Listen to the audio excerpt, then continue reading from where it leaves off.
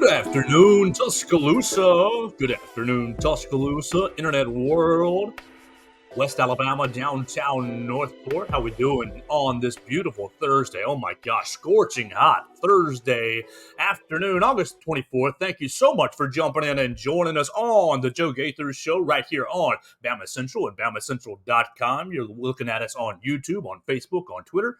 You're listening to us on Spotify, Apple Podcasts, and on Amazon. Really, anywhere that you get your podcasts, you can look up the Joe Gaither Show on BamaCentral. Of course, I am Joe Gaither. You are the listener, the viewer, and I love you very, very much. I appreciate everybody putting up with us, and obviously jumping in on a little bit later day, on a little bit later time on Thursday. I just left the Naylorstone Media Room. We heard from Darian Dalcourt and Dallas Turner, so that's why I'm a little bit late today. I apologize to each and every one of you guys. If you were expecting me at 1 o'clock, that's where I was, listening to Darian Dalcourt and Dallas Turner. So we're going to have a fun show before we get into it, or hopefully going to encourage you guys to listen and download the other two BamaCentral Broadcasting Network podcasts. We have our friends All Things Bama and Blue Collar Unplugged, All Things Bama with Katie Wyndham and Austin Hannon. Katie Wyndham was right next to me in the Naylorstone Media Room today. And obviously we got Blue Collar Unplugged with Blake Byler, Matthew Gibson, and Jacob Pickle. Those guys bringing you all things Alabama basketball related. So make sure you're subscribed and listening to those podcasts as well, those programs as well. The three of us together make up the BamaCentral Broadcasting Network, and we are live each and every day right here on BamaCentral.com, the Sports Illustrated home for your Alabama Crimson Tide. Now, what do we got? What do we got today? We're 9 days away from kickoff. Amari Cooper, we're 9 days away from kickoff. We're getting right there. And see, classes have started. Day number 2 of classes. If any of you guys have classes at the university or children at the university, nephews or nieces at the university, their classes got started yesterday. And let me tell you, it's important to be in class on the first day. You got to go get your syllabus. You got to understand how your classes are structured. So a lot of people put off that first day of class, but I would encourage you, based on personal experiences of having terrible classes in a couple of semesters and really good classes other semesters, or performances in other semesters. You got to go to class, get that syllabus, and get things started on the right foot. So what are we going to do today? We're going to talk about what Nick Saban said yesterday at the press conference at the podium. He spent yesterday about 10, 12 minutes at the podium. You can look at it on BamaCentral.com if you want to listen to it in its entirety. And of course, my man Austin Hannon and Blake Byler were up there last night. I watched it from my own Zoom right here from the living room. So we got to enjoy Coach Nick Saban. We're going to play a couple of his comments and react to them and try to make some conversations out of them right here on the Joe Gaither Show. And of course, I invite you to jump in and join us on the comments section on Facebook, on Twitter, on YouTube. You can look at me up at Joe Gaither 6 for all your comments, questions, queries, and complaints. If you want to connect with me on Instagram, Snapchat, any of those social medias, it's at Joe Gaither 6. You can check me out. We are really just reporting football stuff and putting up pictures of the dog and the cat. So not too exciting, but of course I would love to engage with you on the social media machines at Joe Gaither 6. All right, so let's get it kicked off right with the most important conversation, the most important part of what Nick Saban said yesterday. Our man, Kirk McNair, I believe Kirk is with 24/7 Sports still. Kirk McNair asked Coach Nick Saban about the quarterbacks, and I think Kirk was trying to ask about the offensive line, the running backs, the wide receivers, how they are handling or really performing with different quarterbacks in the rotation each and every day. If you've been listening or paying attention to our show here on BamaCentral, you've heard Nick Saban. We've talked about Nick Saban and his strategy of playing all the quarterbacks with the ones and all the quarterbacks with the twos and all with the threes and really you're cutting down with the fours a little bit, but really Jalen Milroe, Ty Simpson, Tyler Buckner, and Dylan Lonergan are getting almost equal reps with the ones, the twos, the threes, and so on and so forth, going up against the Alabama defense's ones and twos and threes, trying to prepare and mix and match and really test the Alabama quarterbacks before they make a decision. So with that, rotating the quarterbacks in and out, look, we've had the conversation already about drops. We've heard the conversations about pass protection. And both of those things, I think you can a little bit insinuate that Some of the drops issues, of course, are due to focus, and due to the heat. Oh my gosh, it is brutal heat. Yesterday's heat index was 111 right here in Tuscaloosa. And let me punch on my phone real quick, and we'll see what the heat index is right now in Tuscaloosa as the guys are hitting the practice field right here at 2:30. So they're right out there. Oh my gosh, it's 98, and the heat index is 110. Absolutely brutal heat in Tuscaloosa. So of course, a little bit of it is due to the heat and due to just the conditions, sweating hands, mental focus. You've got that aspect that needs to be cleaned up for the wide receivers. Now, another aspect for the drops, or another reason for the drops, could be potentially the fact that you're getting 3 or 4 different passing styles coming out of the quarterback's hands. Some of the quarterbacks are throwing a little hotter. Some of the quarterbacks are throwing with a little more touch. Some of the quarterbacks may have better accuracy. You've just got 4 different quarterbacks delivering the football 4 different ways. So maybe, hopefully, ideally, when the quarterback battle is settled, the drops issues will be mitigated just a little bit as the wide receivers can prepare who is throwing them the football week in and week out. I think that's a little bit of an issue of what we're dealing with right now. Now, secondly, the protection issues that you're hearing about in camp and in practice, I think a little bit can be solved by settling down who's going to be the quarterback, and by deciding who's going to be the quarterback. So here's Nick Saban. Yesterday, Kirk was trying to kind of ask about the other position groups, and Coach Saban went whatever way he wants to go on the quarterbacks. Yes, Coach. I wonder if there's a downside when you have the quarterback position and the players taking a long time to separate themselves and make the decision for you, I guess, the way to put it. Yeah, but that's kind of up to them. Like I said in here before, I told the quarterbacks, I said, quit looking around for me to make a decision about who's going to play. How about you playing good enough that I don't have a choice? That's what you can control. That's what you can do. And somebody needs to do that. And it's sort of, taking shape to some degree, but somebody's got to do it. And, where you all think that, like whoever we name as a starter for the first game, that's like the end of it. It's not the end of it. It's just the beginning. So what if a guy doesn't play good? He's not entitled to keep playing. And the guy that doesn't play is got every opportunity to practice and be more consistent and win the team over, so that when he gets an opportunity to play, he plays really well. I mean, we have changed quarterbacks around here a few times during the season. So I know you guys are looking for an end, but it's not even going to be the end in the first game. You're looking at me kind of funny. Am I not explaining that very well? I didn't explain it very well in my question, I suspect, but I was wondering about I know time, you asked, and I just don't want to answer it because we're going to make the best of it for our team, and our team has to make the best of it as well. So, and whoever plays the position, everybody's got to play well around them and do the best job that they can to help them play well. All right, that's Coach Nick Saban yesterday talking about the quarterbacks. And I think in that 2-minute clip, you can pick out a handful of different conversations. So the first one I want to talk about, the first conversation I want to bring up and talk about is the comment where Coach Saban says, well, now we've changed quarterbacks in the season before. Okay, Coach, when? When have you done that? Let's look at your history throughout your time. Right here, 07, 08, John Parker Wilson.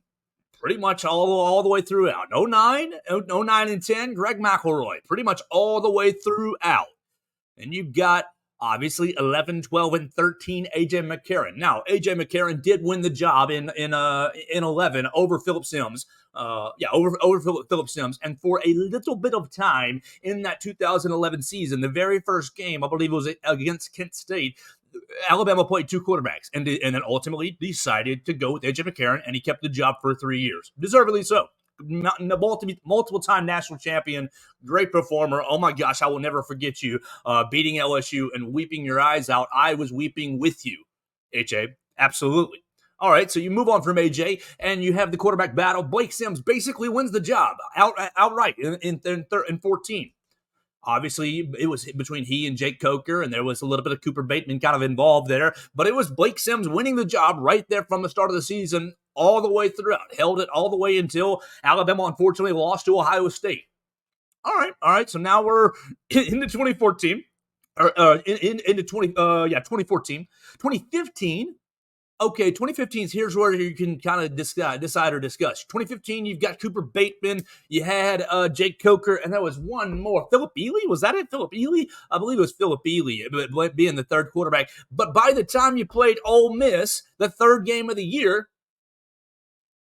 obviously you lost the game. Terrible. One of the luckiest games I've ever seen in my life from the Ole Miss Rebels. And Jake Coker came in and really gave Alabama its best shot to win the game. Jake Coker held the job throughout the rest of the year. 2015, excuse me. 2016, look, we've gone over this on the program before. We've gone over this. 2016, you've got the Blake Barnett to Jalen Hurts. Blake Barnett last two series. He lasts 2 series before Jalen Hurts wins the job and takes over and is the starter all the way through 16. And then, of course, you bring in Tua in 17. But Tua never supplants Jalen Hurts, never supplants him all the way through 17.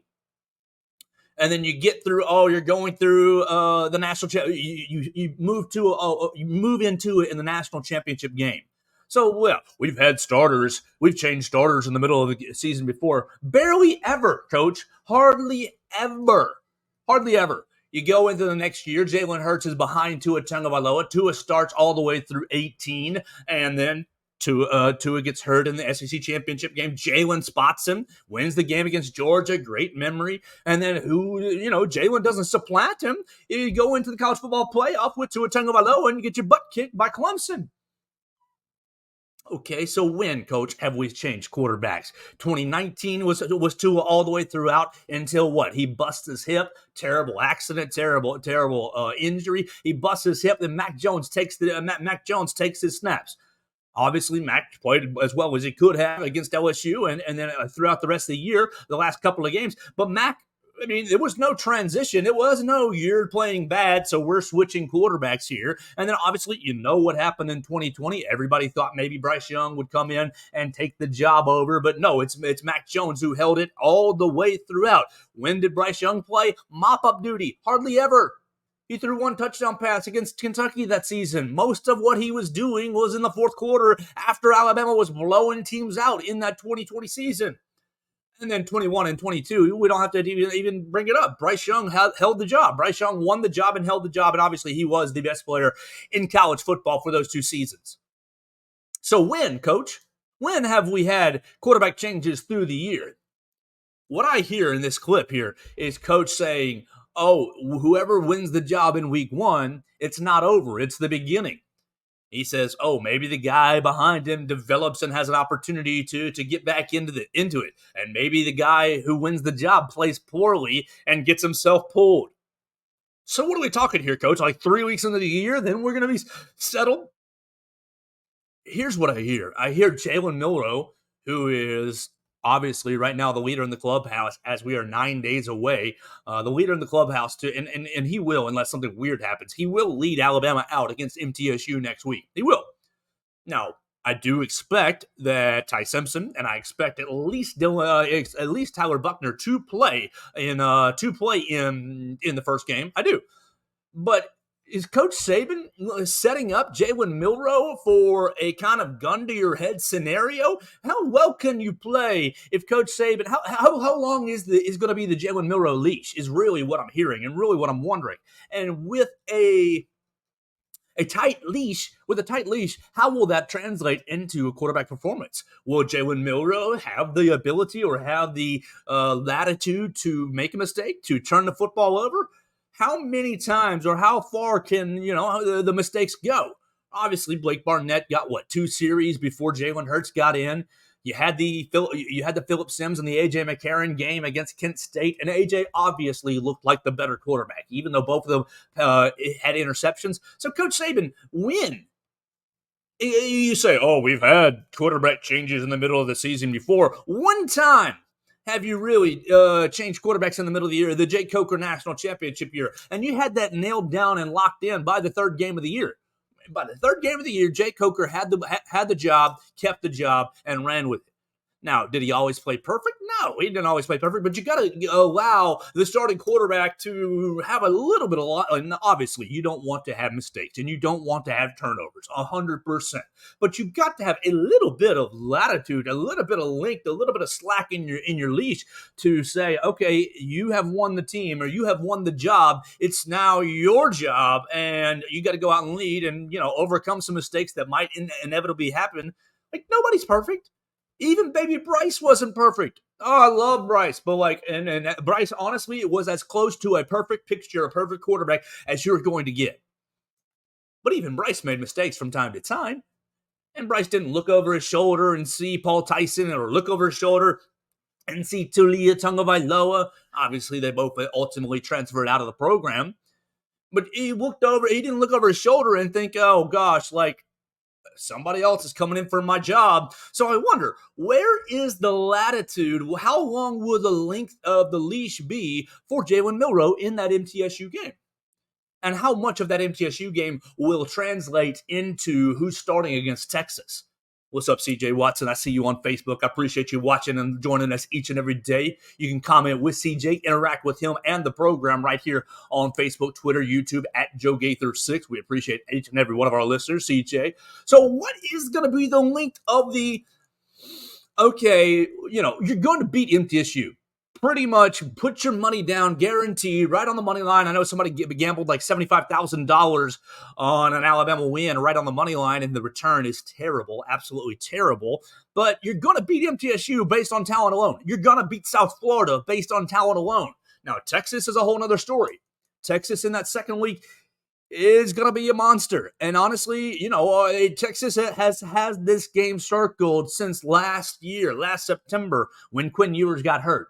Last year when Will Reichert made a field goal at the end of the game to put Alabama in front for good.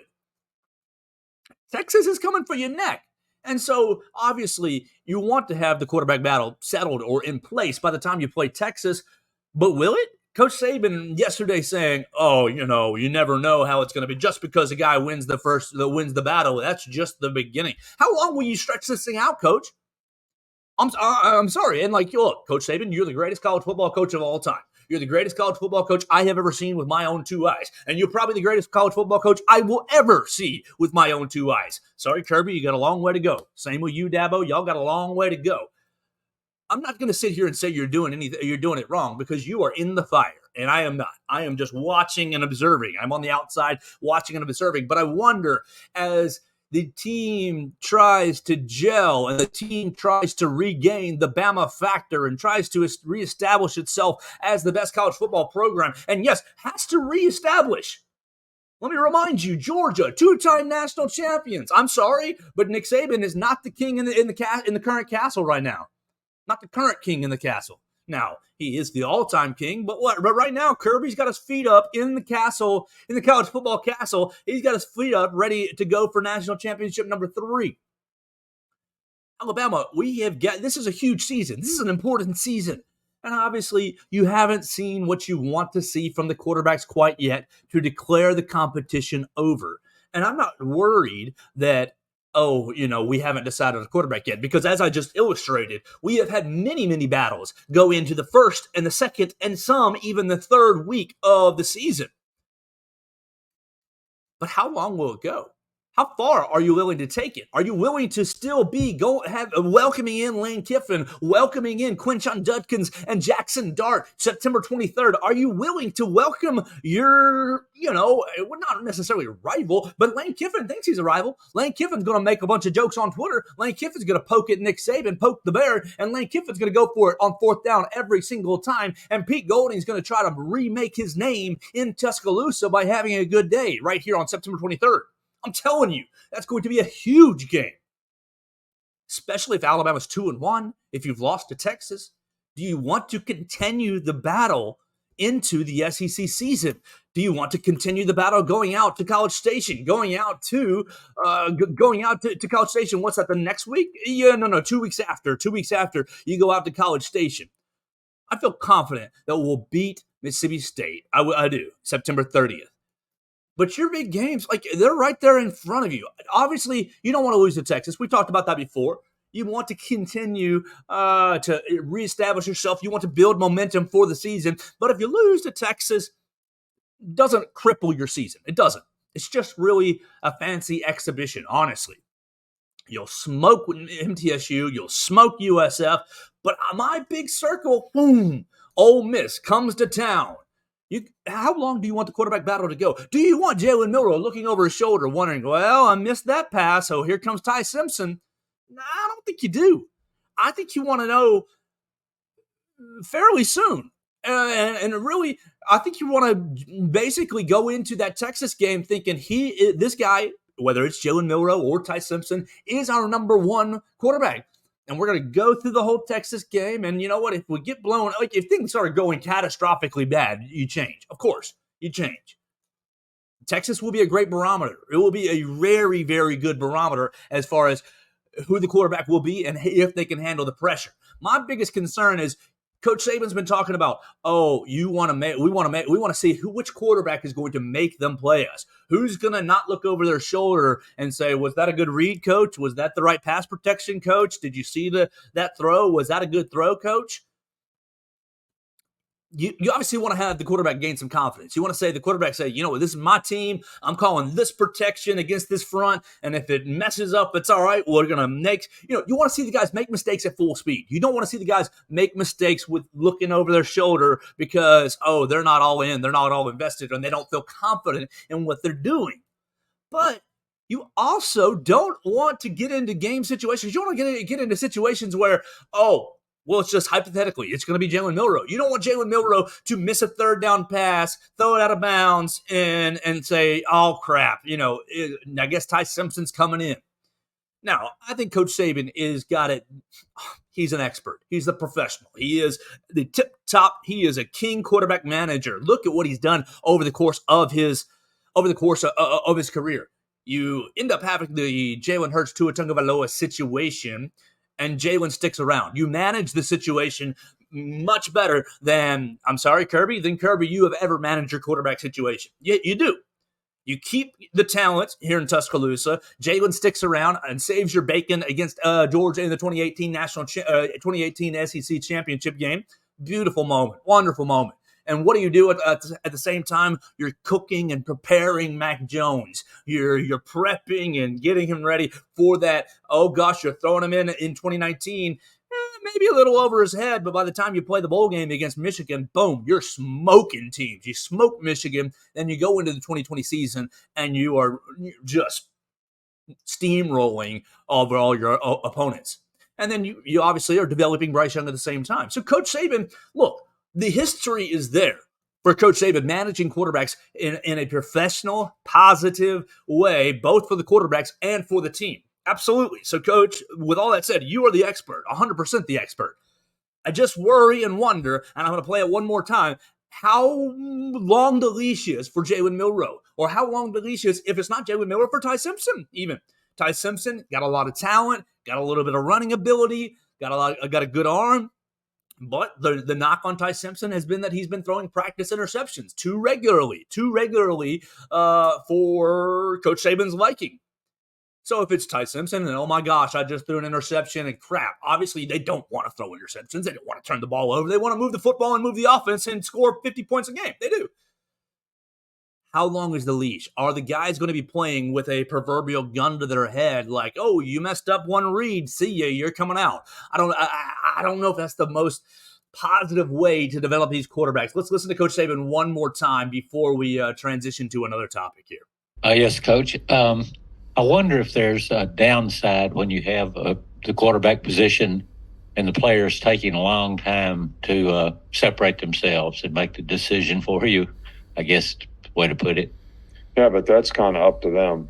Like I said in here before, I told the quarterbacks, I said, quit looking around for me to make a decision about who's going to play. How about you playing good enough that I don't have a choice? That's what you can control. That's what you can do. And somebody needs to do that.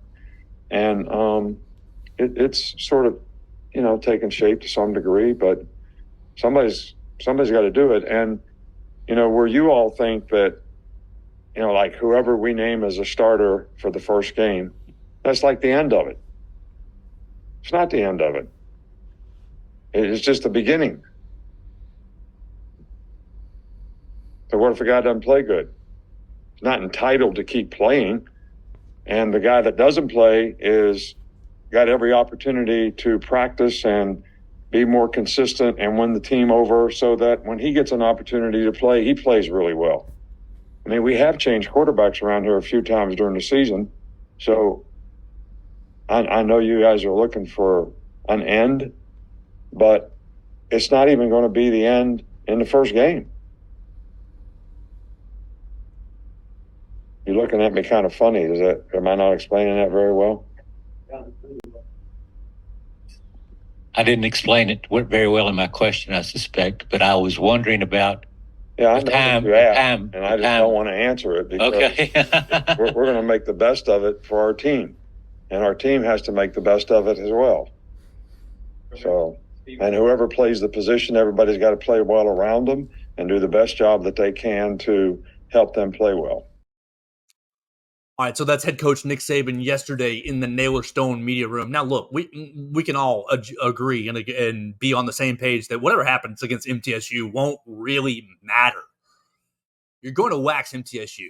The defense is going to be able to carry you. The running game is going to be able to carry you, even if the quarterbacks look like poo. Think back to that 2011 Phillip Sims and A.J. McCarron. Yes, A.J. McCarron threw for right at 200 yards, but both quarterbacks ultimately looked like poo. You had both quarterbacks ended up throwing interceptions in that matchup. Now, A.J. operated the offense at a much more efficient level, so of course A.J. McCarron got the start going to Penn State. Sorry, I got Texas on the mind that week number 2. I think that the situations are similar. I think that you're going to have to just judge and decide who plays the best against MTSU, regardless of the scoreboard. Because, look, that scoreboard could get out of hand quickly. If the defense is giving you the 2016, 2011, 2009 vibes that I think that you're going to receive, then the MTSU offense isn't going to do anything. They're not going to do anything. And so the Alabama offense will have opportunity after opportunity after opportunity to put up points on the board. And look, we've talked about the playmakers on this team before. I love me some Malik Benson. Would love me some Roydell Williams and Jace McClellan. We had my man Michael Bronner on yesterday from WNSP talking about Roydell and Jace McClellan. I love the weapons that are on this team outside of the quarterback. Now, I like the quarterbacks. I like Jalen Milroe and Ty Simpson. I think that you can win with either of them. So you're going to have to kind of parse through that first week. I think that when you see whoever, which it sounds like it's going to be Jalen Milroe rolling out in that first week, yeah, he's going to get himself 2, 3, 4 series, whatever the case may be, before Ty Simpson gets himself 2, 3, 4 series, whatever the case may be, and whatever's left over for Buckner and potentially Dylan Lonergan is just going to be left over for those guys, and they're going to have to make the most of their reps. So, look, we're all in agreement, Coach. Whoever wins in that first week doesn't really matter. But how long will you let the battle go?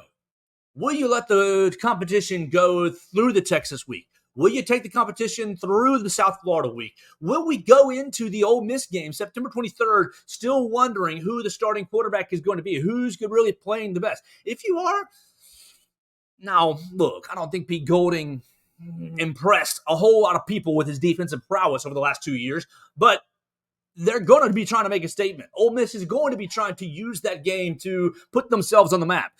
Lane Kiffin, hashtag come to the SIP, hashtag transfer to the SIP. He's going to try to make it into a bigger affair than it might even be.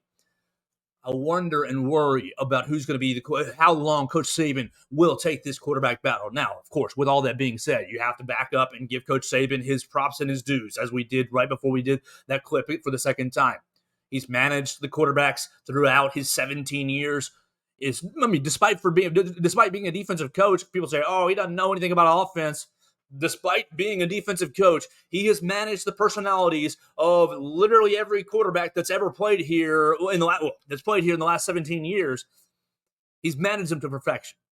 Now, you've seen Star Jackson, you've seen Cooper Bateman, you've seen David Cornwell, you've seen Blake Barnett transfer out.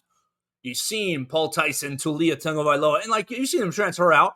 But as far as star powers, as far as real quality quarterbacks, the ones that Coach Saban has won with. Coaches manage those quarterbacks to the best of, really as good or better than anyone in college football. What happens if you see player X or Y or Z? You got 5 of them to pick from. I'm not going to name names because I don't want to put that juju on them. What happens if you see one of the 5 quarterbacks jump in the transfer portal because they're unsatisfied with how the competition played out? Nothing. Who cares? See ya. Bye-bye. Adios. I trust Coach Saban's quarterback managing ability. Look, the history is there to show that whoever transfers out, they're probably may not be the ones that can hack it at Alabama anyways. And we'll use that to transition to the next topic from Coach Saban's press conference yesterday. This question came from Mike Rodak, who I believe is with 24/7 Sports as well. Mike Rodak just switched from AL.com. This question is from Mike Rodak talking about wide receivers and transfer portal and how Coach Saban has addressed or approached the transfer portal over the last handful of years. Just how has the transfer portal affected your ability to retain and develop some of the players that you've recruited at wide receiver in particular? I don't know. I don't know who you're specifically, talking about, but guys are getting transfer portal. This is not for everybody. Okay, so maybe people that want to be here, want to be good, want to do the best they can, develop value for their future and who they are as a person, what kind of requirements we have for them to succeed academically so they can develop a career on the field, and what we're going to do to try to develop them on the field. And I think, I'm not mentioning any names, but there's only like one player that I was really disappointed that, the guy didn't stay here, and I couldn't understand why he was leaving. And, and all the rest of them, they would have contributed if they stayed and had the right attitude, but it's their choice. And, what we have an opportunity to do when guys leave is we have an opportunity to replace them too. That's Coach Nick Saban yesterday of the Naylor Stone Media Room, and he talking about that's the comment right there. That's the comment I wanted. Thank you. I just had to pull up the right note. Excuse me. That's Coach Saban yesterday talking about the transfer portal and really how he has utilized the transfer portal. Let's look at last year. Because just for a little added context, Josh Maxson came back in because, look, his comment sparked widespread. Oh my gosh, who's the one player? Who is the guy that Coach Saban didn't want to lose? And I'll tell you right here on BamaCentral.com, right here on the Joe Gaither show, that I was between 2 different players, but I kind of had some other people talking to me behind the scenes and nailed it down to the one player. It's Aaron Anderson. We'll just go right into it. It's Aaron Anderson is who he was referring to. What the one guy I couldn't understand why he wanted to leave. He's basically, you got to narrow it. Look, I was between Drew Sanders and Aaron Anderson, but Josh Maxson came back into the room. I was not there, but my man Austin Hanna and Blake Byler were there for BamaCentral. Came back, so Josh Maxson came back into the room saying that he was referring to players who have left in this current cycle after the 2022 season, prior to the 23 season. Okay, so who transferred out after this past season? Trey Sanders went to TCU. Trayshawn Holden went to Oregon. Aaron Anderson went to LSU. JoJo Earle went to TCU. Javion Cohen went to Miami. Demoy Kennedy went to Colorado. And Jaquez Robinson also went to Colorado. Now, so you take that list and you say, okay, it has to be somebody from this last transfer portal season. And then you say, well, the question was framed out of wide receivers. Mike Rodak basically asking how do you utilizing the transfer portal, developing wide receivers, X, Y, Z, and ABC. So you narrow it down to Aaron Anderson and JoJo Earle. I'll just tell you, JoJo Earle going to TCU got himself a big fat NIL deal to get out of there to go to TCU. And JoJo Earle, being from Texas, makes perfect sense. Coach Saban loved Aaron Anderson. Go back and listen to those press conferences before the season last year. Little Aaron Anderson is impressing. Little Aaron Anderson is doing a good job getting open. Little Aaron Anderson might develop into being a weapon for us. Now, unfortunately, Aaron Anderson got hurt last year. I believe he got hurt in the summer. Was that it? Got hurt in the summer, had a knee cleanup, and didn't really play. Let's just be honest. Didn't really play last year. But Coach Saban was very complimentary of Aaron Anderson in the springtime, and really, I think, was planning on him being a pretty valuable weapon, a pretty big weapon into last year's team. Now, JoJo Earl filled the role and did just fine. Ended up having a fine season, but let's all be honest, the wide receivers last year were underwhelming. Ugh. Trayshawn Holden, underwhelming. Jermaine Burton, underwhelming. Ja'Cory Brooks was fine-ish. But still not the same kind of, didn't take the leap that we all wanted Ja'Cory Brooks to take. The wide receiver room was underwhelming. JoJo Earl was fine at times. Isaiah Bond flashed at times. Kendrick Law, all of them flashed at times. You've got immense talent in the room. But last year's performance was just a little bit, left some to be desired. Left a lot to be desired. And so, narrowing it down, Aaron Anderson was the guy, or is the guy, that Coach Saban was most upset about losing. One, because I think he would have been a very big-time contributor here at Alabama. Just putting that right on out there. Second, he went to LSU. We're going to see Aaron Anderson for the next 2 to 3 to 4 years on the field, and he's going to be a pain to cover. I believe that. He's going to LSU, and he's going to be a pain in the neck to cover. So Coach Saban really talking about who different guys in the portal and working through guys. He says the line. He gives you the line. It's not for everyone. Look, that's what we're selling. That's what Alabama's selling in recruiting. You want to come to Alabama, you want to be great, or you want to go to Texas and Oklahoma or USC or whatever, and you might be good, you might be great, you could be great, but it is almost guaranteed. If you come to Alabama, if you're a 5-star recruit, you come to Alabama, we're going to put your butt in the NFL. Now, granted, of course, injuries might happen, and you might have, a stiff competition at your position. Those things might happen, of course. Circumstances are circumstances. It doesn't happen at 100% rate. But throughout 17 years, Coach Saban has proven, if you come to Alabama, you do the things you need to do, you follow the process, we're going to put your butt in the NFL. And if you don't end up in the NFL, it's probably something that you did, or maybe you just couldn't quite hack it. It's fine. It's okay. Alabama's not for everybody, and that's perfectly fine. I'm very happy that Alabama is not for everyone. Honestly, you get troublemakers who have come and gone in the program. Think about the 5-stars who have transferred out over the course of the last handful of years. You get a lot of talent that comes in, but talent alone is not going to get your butt to the NFL, and talent alone does not make champions like we do right here in Tuscaloosa. Alabama, where champions are made. And then let's just say you're not in the NFL. It's fine. That doesn't have to be the be-all, end-all goal. You can graduate in 3 years. You can graduate with a master's in 5 years, or even 4. Really, you look at Mac Jones. I think he graduated with a master's in 4. We will set you up for success after your college days, and that's the main point. That's the main goal. Now, will Aaron Anderson still be successful at LSU? Quite possibly so. I think Brian Kelly is a pretty daggone good coach, and their program is growing and is quickly becoming a problem in the SEC West. I think that LSU game this year is going to be hell. Make sure that you're packed into Bryant-Denny Stadium on that night, because it's going to be Alabama's going to need every bit of you.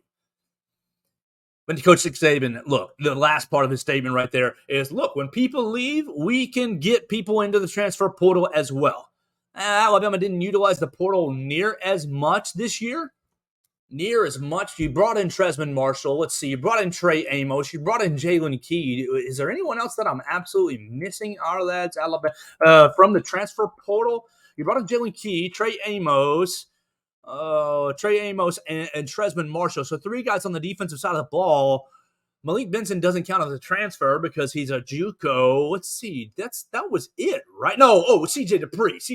Thank you, Joe. CJ Dupree also from the transfer portal. And look, I do think CJ Dupree is going to be a heck of a weapon here in the passing game in the Tommy Rees offense. So, to kind of wrap up the Alabama discussion, and we'll move on to one more SEC football topic to close our day. I appreciate everybody watching us on YouTube, Facebook, and Twitter, listening to us on Spotify, Apple Podcasts, and Amazon. This is the Joe Gaither Show on BamaCentral. BamaCentral, the home of Alabama Crimson Tide Sports, the Sports Illustrated home of Alabama Crimson Tide Sports. To wrap it up here, everything that Coach Saban said yesterday, I think is, Coach feels that way. And I appreciate when he comes into the media and gives us good content. I think yesterday was a pretty good press conference as far as updating you on the team. And CJ Watson, if you saw his comment that I posted earlier, I think CJ is exactly right. I laughed at Saban. His quote, I don't really want to answer it, to Kirk McNair's question on quarterbacks, which tells me he knows who's going to play quarterback, but he isn't going to say, I think it's settled until game play or game day, and it'll be whoever starts job to lose. I think he's exactly right. Jalen Milroe, you're going to get the first 2 series against MTSU. Take us down. Oh my gosh. Come out, go 12 plays, take us down and get your butt in the end zone.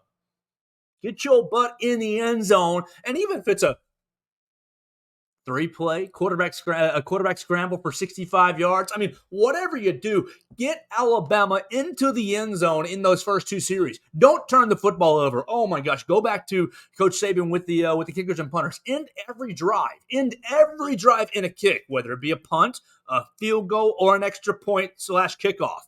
End every drive in a kick, because this defense is going to be absolutely nasty. Dallas Turner over in the Naylor Stone media room earlier today, basically saying we think we can be a great defense. We think that we have all the tools. There's no weaknesses on this defense. You can read Katie Wyndham's report on that on BamaCentral.com right now. Katie Wyndham just hit publish on her Dallas Turner piece. Look, everything is there. Everybody thinks, oh, I've heard it for the last 6-8 weeks. Alabama doesn't have a quarterback. I think we do have a quarterback. I think Nick Saban just wants the quarterback, Jalen Milroe, to play consistently at a high level, to take over the team and to find some confidence in himself. My main concern is just letting the battle go too much further past the Texas game. Once whatever happens against Texas, you got to find your guy. I mean, MTSU's not going to matter as much. It's going to be a live audition. You'll get 2 or 3 drives out of Jalen Milroe. Then you'll get 2 or 3 drives out of Ty Simpson.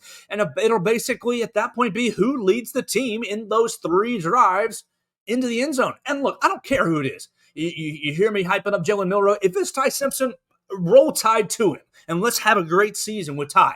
I think both guys can do it physically. Both guys can do it from an athletic standpoint. I think both guys can deliver the football, and both guys can be dangerous quarterbacks for defenses to prepare for. We just worry that the quarterback battle, I don't really want the quarterbacks to be thinking, oh my gosh, I have a gun to my head. The second I make a bad throw, the second I make a bad read, the second I get sacked, the second that I turn the football over, I'm going to be gone and I'm never going to see the field again, a la Blake Barnett. But I mean, Blake Barnett was out there 2 series and Jalen got out there and you never saw Blake again, ever. And I mean, we've heard from Blake in media afterwards and it sounds like he's learned a lot of lessons from that experience, but you didn't hear from Blake Barnett ever again. Not in an Alabama uniform. It was Jalen Hurts taking over, even though Jalen fumbled. He went right back out there and slung that touchdown pass, 60, 70 yards? Was it Ardarius Stewart? No, it was Calvin Ridley, on the receiving end of that first touchdown pass, and the rest was history. So how far, Coach, will you let the quarterback battle get into the season? By the time Ole Miss comes to town September 23rd, we got to know who the leader is. You got to know who the leader is, and you got to roll out there, put a game plan together for that leader. I mean, you didn't ask Jay Coker to throw the ball 1,000,000 times. You didn't ask Blake Sims to throw the ball 1,000,000 times. You didn't ask Jalen Hurts to throw the ball 1,000,000 times in 16 or even really 17. You didn't ask Mac Jones to run the football. You didn't ask Tua Tagovailoa to run the football, really. And that's fine. Suit the offense to their skill sets. By the time Ole Miss comes to town, look, Pete Goldie's going to be trying to bleep you in the rear end. When we got to be ready for it.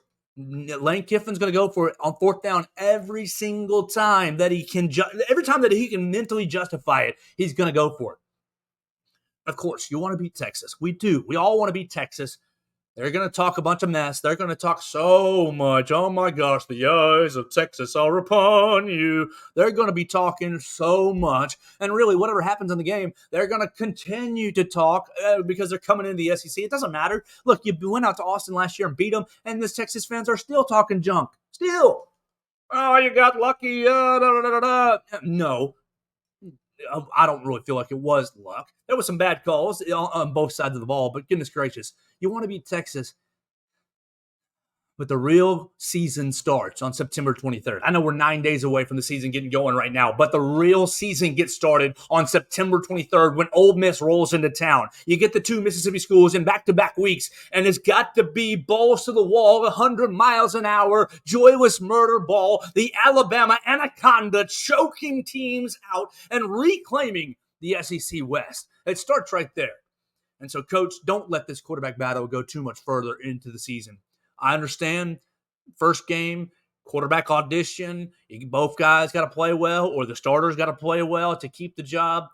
But on September 23rd, when Ole Miss comes to town, you got to know who the leader is, and you got to tailor a game plan for that leader.